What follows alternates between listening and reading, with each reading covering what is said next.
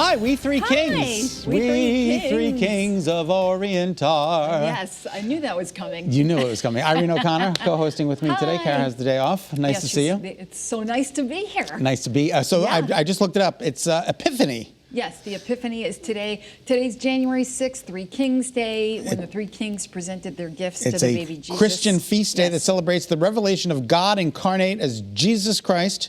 In Western Christianity, the feast commemorates principally the visit of the Magi to the Christ child. Right, exactly. So they showed up. Magi. Yep. The three Magi. Frankincense, gold, and myrrh. And they brought them. Yes, they presented the gifts. A lot of symbolism with the number 3 in the Christian religion. Yes, absolutely. And there's usually a parade in Hartford. I don't think it's happening, though, today. No, it's not happening today because of COVID. And usually Hartford Public Schools have the day off today. I'm not sure if that's the case, but usually it's a big celebration. Yeah, but there's no parade this year, which is unfortunate. No parade because of the COVID. Well, everything is canceled. You know, it's just about everything. I mean, you have kids. It's got to be so tough for you. Yes. Oh, yes. So no much sports. Is canceled. No sports. No nothing. You know, and so rough. Bobby's for a lot of kids. Who's the basketball player? Quilty is the basketball player. Quilty is the basketball player. No games being played, so he's doing a lot of practicing on his own. You know who else is disappointed? Who's that? The singers. The singers. The 63rd Grammy Awards will not be happening later this month. I think it was slated for January 31st. Yeah. Now it's been moved to March 14th.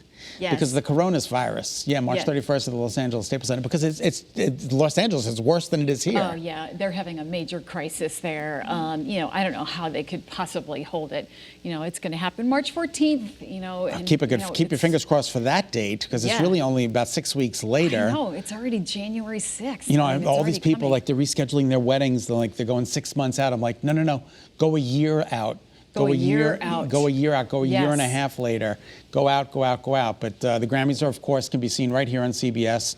And the new slated date is March 14th. So I'm up for Artist of the Year. I don't know if I'm going to get it.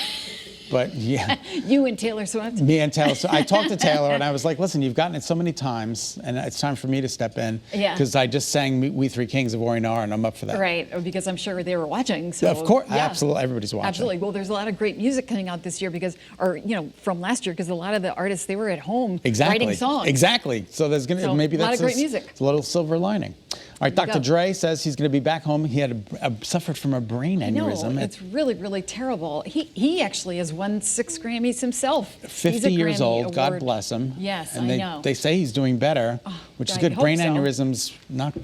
Yeah, extremely serious situation. So he's recovering at the hospital. And so young, too. He's now in stable condition, very young guy. And we wish him the best, a Grammy Award-winning artist and producer. And a lot of people wishing him well, like LeBron James and Snoop Dogg and everybody else. So we wish him well. We do wish him well. And we also wish I can't believe I'm saying this, we wish the Kardashians well. No, I can't believe it. They're banned from the show, but apparently they're getting the big divorce. They're headed for the big D, and I don't mean Dallas.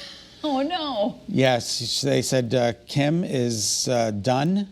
You know, and I feel bad because I think Kim has been his biggest supporter. Absolutely. And if she's at her rope's end, you know, things have to be really bad. Yeah, he's gone through some difficult times. And she's also moved kind of in her own direction. Right. She wants to take the bar exam. She's been a big advocate of prison reform, and she's helped a lot of prisoners with their release and stuff like that. They say he wants nothing to do with the family. He's done with the show. And he just apparently wants out. And she's like, well, what do you want me to do?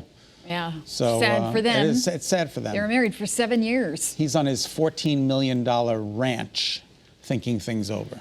In Wyoming. In Wyoming. And their house is worth, I think, $40 million. Oh, my goodness. In California. 40, could you imagine? $40 million. $40 million. For $40 million. You could live there, right? I'm speechless. All right, Emma Stone, she's pregnant? Yeah, great news for her. A lot of great news, actually, to start. Yeah, Sarah Tyrell. Yes. Our producer. Producer of this show. She's pregnant. Yay. Sarah, I hope that was okay for me to say that. Was that okay? Yes. It was? It's okay? It's on Facebook. Even her family doesn't know, but that's okay. And Jamie, our producer, she got engaged. And she got engaged, so there is some good news to start this year. Yeah, we wish them both the very happiest, the very healthiest, the very good engagement, and a happy, healthy baby. All right, so Emma Stone expecting her first child with husband, SNL writer and director Steve McCarey. Did you see La La Land? I did not, but I heard it was awesome. It is absolutely fantastic. Yes. With Ryan Gosling. You have to see this movie. It is absolutely one of the best movies I've seen. Check it out. You can probably get it on demand or whatever, but it is just an unbelievable, fantastic movie. So she's pregnant, and we wish her the best. Great for her. Is SNL writer she's married to, or producer? Yep, the SNL writer. I think his name is, what did he just say? Steve McCary? Steve McCary. Yes. Sorry, I wasn't listening. I was worried that Sarah was going to yell at me. All right, but we're back. Starbucks announced a new winter menu, and it includes something that is my all-time favorite that Irene and I have disagreed about. A pistachio latte. A pistachio latte. But also a honey almond milk cold brew. Now, Rich, we know pistachio martinis at Salute. That's the best.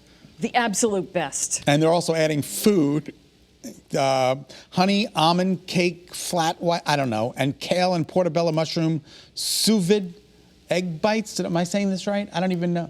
Sous vide. Thank you. Sous vide egg bites. Sous vide egg bites. You go with the pistachio drink and the egg whites. I'll go with the cake pops, the Earth cake pops, which they also have, and the honey milk flat white. Okay. I'll do that. Just don't bring your dogs on an American flight, or your pigs, or your camels. They're all banned unless you want to pay for them. Yeah, so I think some lady tried to get her camel on the plane the other day. They made the change. According to the Department of Transportation regulations, you have to have the animal needs to be trained to do work or perform tasks for the benefit of qualified individual with a disability. And a lot of people have been trying to sneak their squirrels on. Squirrels. Yeah, yes. A bunch of different types of animals getting on the plane. So they're drawing the line and they're saying, no more. You want your pets to travel? You got to pay for them. So pigs can't fly anymore. Well, that's a very good. You know what? If I could fist pump you, I would, because that was really terrific. That was excellent. Pigs can't fly anymore. That's lovely. All right, what's going on? Yeah, for all the latest celebrity news plus much more, watch People TV right here on Channel 3 at 7:30. Lawrence has a preview now. A very cool interview he did. Take a look. Tonight on People, Randy Jackson is back on Fox and having a blast doing so, of course, doing what he loves most, music. We're talking about the reboot of the legendary game show Name That Tune. I talked to him about everything from Idol co-stars to quarantine to his eating habits, and we even bonded over our last name. I love the two Jacksons are on the TV right now. Thank you, my brother. Yo, dog, Happy New Year. Happy New Year to you and yours, Randy Jackson. How you doing? Same to you, man. You are bringing back a classic show in the new. Name That Tune. Why'd you want to be a part of this show, Randy? Listen, I loved the show as a kid growing up in the lovely, dirty South of Louisiana. I was a fan. I used to play it with my friends, play it with the family at home. And I'd never done a game show before, so it was something different for me. This is the iconic Name That Tune. I'm sort of the band leader, I'm the musical director, I'm the sidekick. Jane Krakowski's the host. You know, we just banter back and forth, having a good time. This is your big return to Fox after years of American Idol. Paula Abdul has a show on Fox, The Masked Dancer, of course. Have you spoken to her recently? That answer tonight on People. I had no idea that was Randy. Yeah, he no lost idea. over 100 pounds? Over 100 pounds. God bless him. Good for him. He looks fantastic. He looks fantastic. And I Name That Tune. Name That Tune is like my favorite show. I can name that tune in no notes. Because I got the clue. I'm always talking about Name That Tune. My boys have no idea, of course, what it is. Of course not. I think Kathy Lee Griffin used to co-host it. Forgive me if I'm wrong on that. Really? Yeah, but anyway, what do I know?